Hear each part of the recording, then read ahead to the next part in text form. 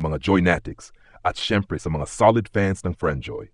Isang mapagmahal na pagbati sa lahat ng patuloy na sumusubaybay sa ating mga kwento, chika, at update sa mundo ng Kalingap.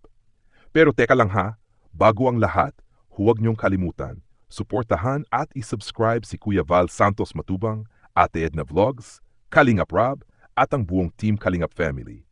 Maraming salamat sa tuloy-tuloy niyong suporta at pagmamahal sa mga reactors, vloggers, at sa ating mga inspirasyon online. At ngayon, eto na naman tayo. Isang gabing puno ng tawa, kilig at konting hala. Totoo ba yun? Dahil may nakakatawang pangyayari nga kagabi sa mundo ng Kalingap. Yes, mga kaibigan, si Sir Alvin mismo, ang tinaguriang isa sa mga founder ng Friendjoy Love Team, ay nakita nating nakatulog sa mismong livestream niya. Oh, real na real. Walang script, walang prank. As in, habang naka-live, tulog talaga si Sir Alvin. Aminin natin, minsan kapag sobrang pagod ka, hindi mo na rin talaga mapipigilan ng antok. Pero siyempre, dahil live ito, tototawanan ang mga viewers. May iba pa nga na nag-comment ng, Sir Alvin, gumising ka na dyan. Habang yung iba naman ay nagbibiruan, baka nag-meditate lang siya. Pero hindi, legit na tulog talaga si Sir Alvin. Nakakatuwa, pero at the same time, relatable din. Kasi sino bang hindi pa nakakatulog ng hindi sinasadya habang nanood o nagla-live, di ba? Pero beyond the laughter, may mas malalim na usapan pa rin kagabi. Kasi habang nagla-live ang iba, gaya ni na Kanol at Wow Live, napag-uusapan na naman ang pinakamainit na love team issue sa ngayon, ang Friendjoy.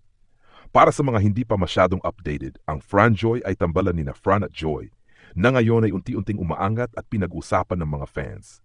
Sa premiere ni Kalingap Rob kagabi, ang ganda ng lahat, ang Velvet launching ay matagumpay, marami ang natuwa, at syempre, napansin din na marami ang mga pictures ni na Fran at Joy na tila may kakaibang spark. Kaya naman tuloy-tuloy ang usapan online. May mga fans na sobrang kilig, may iba naman na naguguluhan pa, at meron ding mga nag-aabang kung ito na nga ba ang bagong official love team na ipupush ni Kalingap Rob.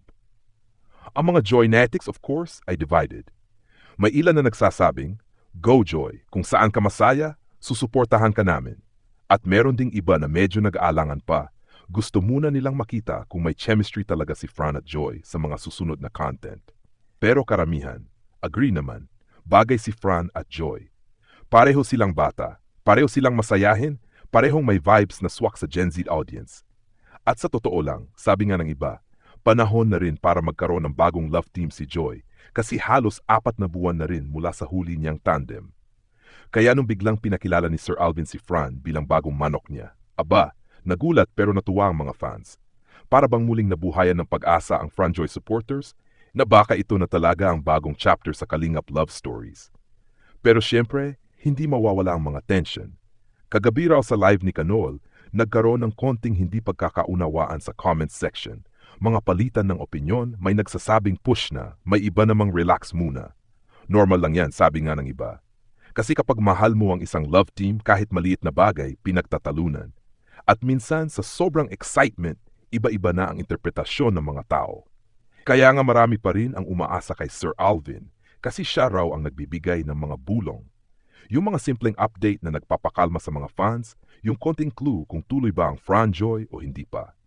Kaso nga lang, ngayong gabi na inaabangan siya, ayun, nakatulog ang founder.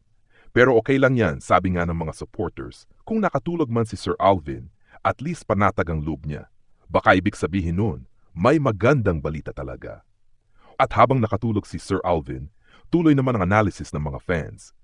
May nagsasabing baka si Fran ay isa sa mga bagong ambassador ng Velvet Box at baka makasama si Joy sa mga live selling soon.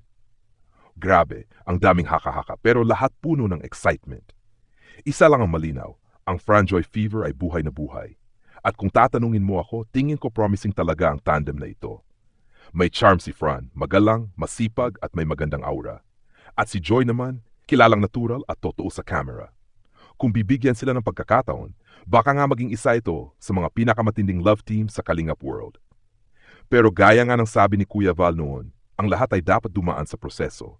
Kaya kung ipupush man o hindi ang Friendjoy, ang mahalaga ay nirerespeto natin ang desisyon ni Kalingap Rob, ni Joy at ng buong team.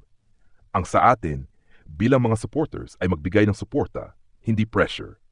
At syempre, huwag natin kalimutan, kahit tulog si Sir Alvin kagabi, siya pa rin ang pinaka-game na founder ng Friendjoy.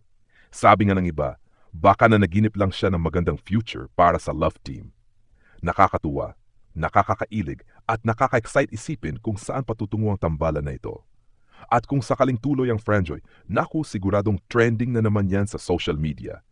Kaya sa lahat ng Friendjoy fans dyan, kapit lang, stay positive at hintayin natin ang susunod na bulong ni Sir Alvin. Pero sana, next time, gising na siya. Maraming salamat sa pakikinig, mga Kalingap supporters. Kung nagustuhan nyo ang kwento nating ito, huwag kalimutang mag-like, share at mag-subscribe para updated kayo sa mga susunod na ganap sa Kalingap World. Hanggang sa muli, spread love, not hate, at tuloy lang ang suporta sa ating mga iniidolo. This has been your Kalingap Storyteller.